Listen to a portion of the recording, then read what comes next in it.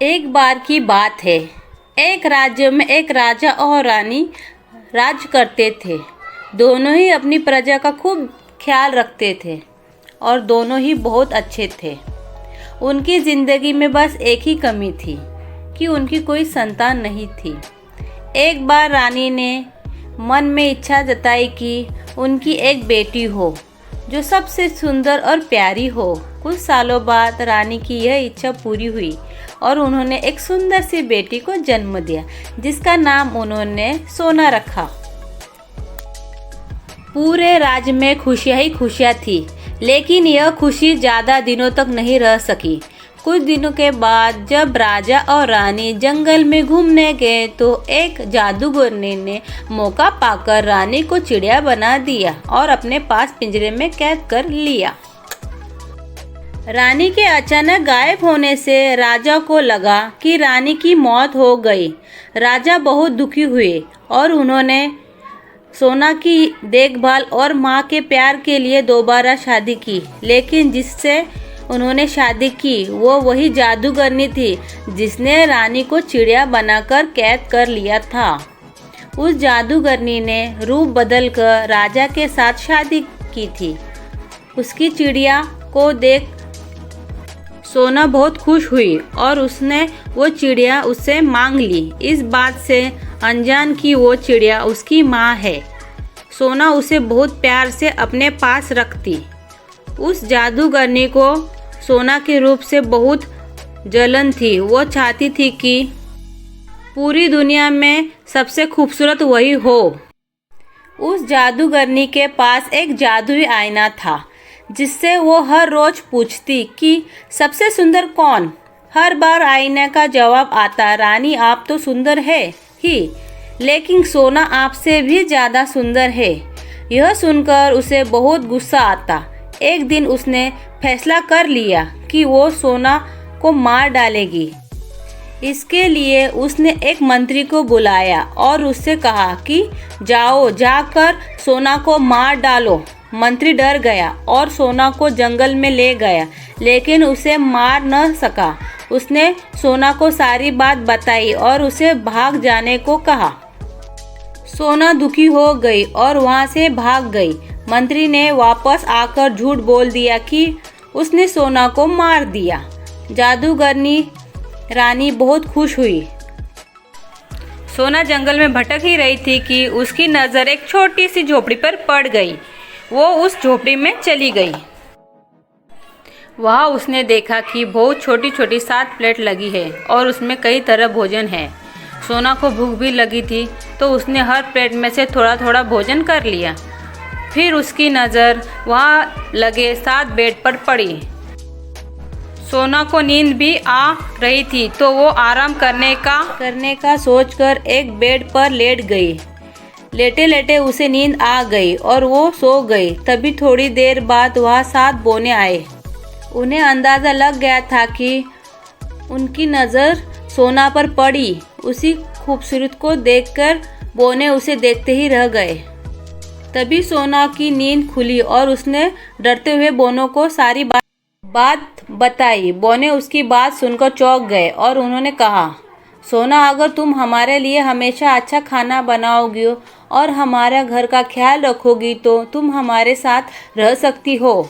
सोना ने उनकी बात मान ली और सब खुशी खुशी रहने लगे। एक दिन उस जादूगरनी रानी ने फिर से अपने जादुई आईने से पूछा कि सबसे सुंदर कौन। इस बार वो बहुत खुश थी कि सोना के मरने के बाद आईना उसका नाम लेगा, लेकिन अफसोस ऐसा कुछ नहीं हुआ।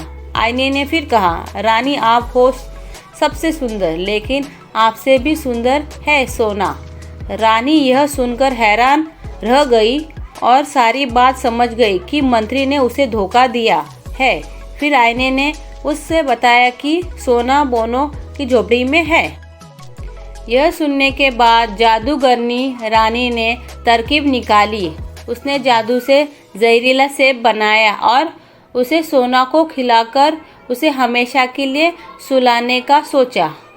वो अपना रूप बदलकर सोना के पास पहुंची। उसने सोना को सेब खरीदने को कहा और खरीदने से पहले उसे चखने के लिए वो जहरीला सेब दिया। सोना उसे बूढ़ी औरत समझकर मना नहीं कर सकी और उसने वो जहरीला सेब चख लिया। सेब चखते ही सोना की तबीयत बिगड़ने लगी और उसी बीच वो जादूगरनी अपने असली रूप में आ गई और सोना के सामने हंसने लगी। सोना अपनी सौतेली माँ को देख हैरान रह गई और गहरी नींद में चली गई। उसे कुछ देर बाद ही वहाँ बौने आए और सोना को वहाँ पड़ा देख वो दुखी हो गए। उन्होंने लगा सोना उन्हें हमेशा के लिए छोड़कर चली गई। उन्होंने उसे दफनाने का सोचा लेकिन उनका मन न माना और उन्होंने उसे एक शीशे के ताबूत में रख दिया।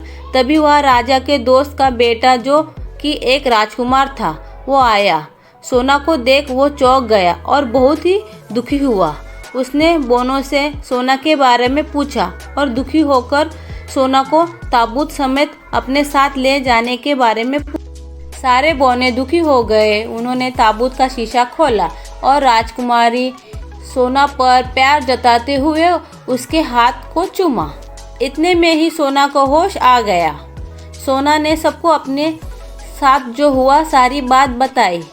सब समझ गए कि जादूगरनी सौतेली माँ की वजह से ही ऐसा हुआ है। वो बौने जादूगर बनकर राजा के और उन्होंने कहा कि उन्हें पता है कि रानी को खूबसूरत बनने का शौक है। वो उन्हें बहुत खूबसूरत बना सकते हैं लेकिन उन्हें उनके साथ चलना होगा। रानी और राजा उनके साथ चल पड़े और जैसे ही रानी पर सूरज की किरणें पड़ते ही वो अपने जादूगरनी के रूप में आ गई। वहाँ सोना और राजकुमार भी पहुँचे। सोना को देखकर राजा खुश हो गए। उन्होंने राजा को सारी बात बता दी और फिर बोनों ने अपनी शक्ति से जादूगरनी के जादू को ख़त्म कर दिया। जादू ख़त्म होते ही चिड़िया बनी असली रानी अपने रूप में आ गई। राजा और सोना और रानी को देखकर बहुत खुश हुए और जादूगरनी को बंदी बनाने का आदेश दे दिया। इसके बाद राजा रानी ने सोना और राजकुमार के विवाह का आयोजन किया और बोनों को तोहफे दिए। तब सभी खुशी खुशी रहने लगे। इस कहानी से यह सीख मिलती है कि बाहरी खूबसूरती से ज़्यादा अंदर की खूबसूरती ज़्यादा मायने रखती है। वीडियो अगर अच्छा लगा वीडियो को लाइक करें, चैनल को सब्सक्राइब करें। Thank you for watching video friends. Bye bye. मिलते हैं नेक्स्ट वीडियो में।